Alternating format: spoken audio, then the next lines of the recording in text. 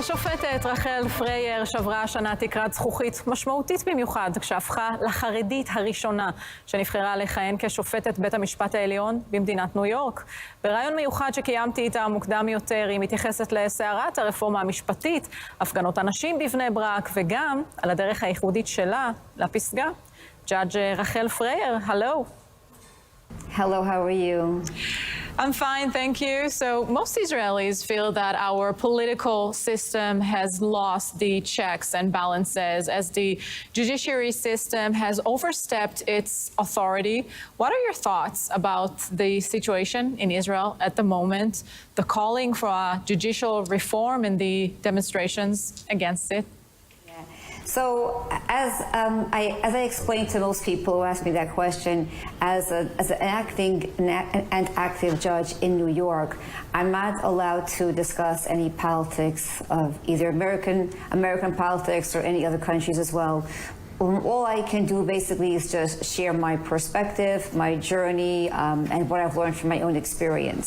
So I first of all don't live in Israel, so I really can't even comment on the system that I don't have any personal, really first-hand knowledge. But I will talk about my journey and the politics that I had to deal with in my election for the state Supreme Court. And what I found from my own journey was very interesting. Because of the work that I do with Ezrat Nashim, I have political opposition to whatever I do. And what I learned was that I had to go outside my comfort zone. I had to go outside my Dalet Amot, and I had to go and make friends from people who I would never have thought would support me politically.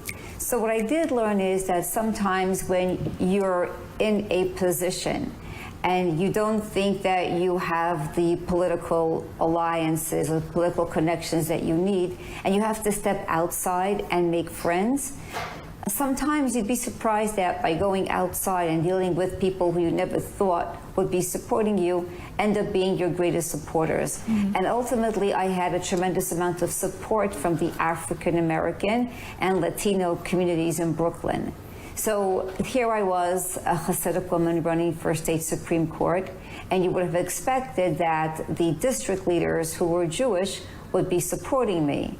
But ultimately, I had to go to the support of the other community leaders and other district leaders. So that's basically the most that I could explain about dealing with opposition within a political framework based on my own experience. Mm-hmm. So I would like to ask you, in the United States, the political rank appoints judges and legal advisors who are subjected to the political echelon. How then do you explain the Biden administration's criticism towards Israel when the government is merely trying to do exactly what is happening there in the U.S.? So again, I apologize if I won't be able to answer any questions about the American president. Mm-hmm. I could just say that in America, the way to become a judge, there are different roads to becoming a judge. There are certain judges that are appointed by the mayor, appointed by the governor, and appointed by the president. Then there are certain judgeships that are elections, where the people elect you. When I ran for civil court, it was the people that elected me in the primary and then in the general election. And when I was running for the state Supreme Court, it was a primary that was done by district leaders, and there were about 44 district leaders in the Brooklyn area that I was running in. Mm-hmm. Yeah, going back to the left-wing demonstrations, did you see the ones held by women in the Haredi city of Bnei Brak?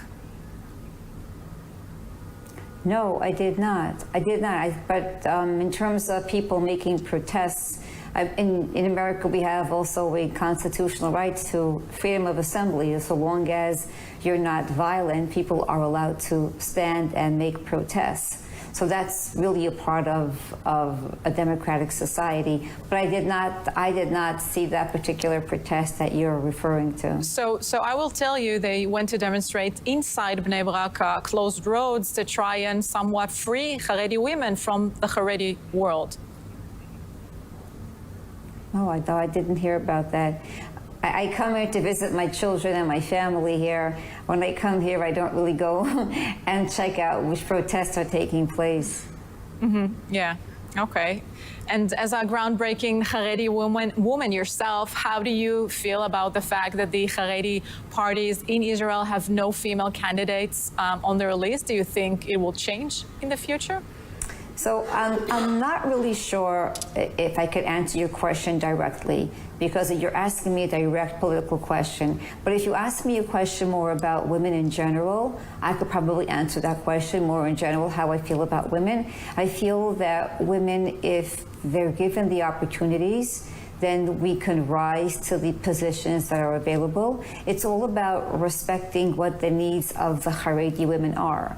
So I was able to become a judge and go through an election sticking to all my rules. For example, as a Hasidic woman, I don't shake hands with men. And I went around campaigning among many non-Jews and Jews alike, and everybody respected my values and my rules. So I think in any society, if people are given the accommodations that they need, if the women are given opportunities and accommodations, then I believe women can rise to higher levels. And women are certainly capable, no matter which community you come from. You can be successful as a woman. My story taught me from my journey that you don't have to compromise your values. Whatever is important to you, whatever connects you to God, my religious values, I didn't compromise any of them to reach the level where I am today. And no one should ever be put into a position where they think, oh, I have to compromise my values. No, you go home, you light the candles for Shabbat, you do whatever you have to that keeps you religious, and you can still be successful. So if women are given the accommodations, I think they could be very successful. So let's finish with maybe telling me about your amazing organization. Actually, I started this organization really because I thought I would just help some women. I never thought I would become the director and the founder, as well as a volunteer paramedic. It was just a group of women that helped me. They wanted to join in America, one of the greatest volunteer ambulance services, but in America, the Hatzalah organization doesn't accept any women. They'll treat women, but they don't accept women to be part of their organization. And women had come to me, they said, look here, there's a need. We want to serve and help women, especially when they have an emergency giving birth. So I thought it would be my mitzvah of the month. I would help these women get accepted, and I would go on and continue with my merry way. But it turned out that there was a lot of politics involved, and the women had no opportunity. And I was told, start your own. So that was a long journey. My mother became an EMT together with me.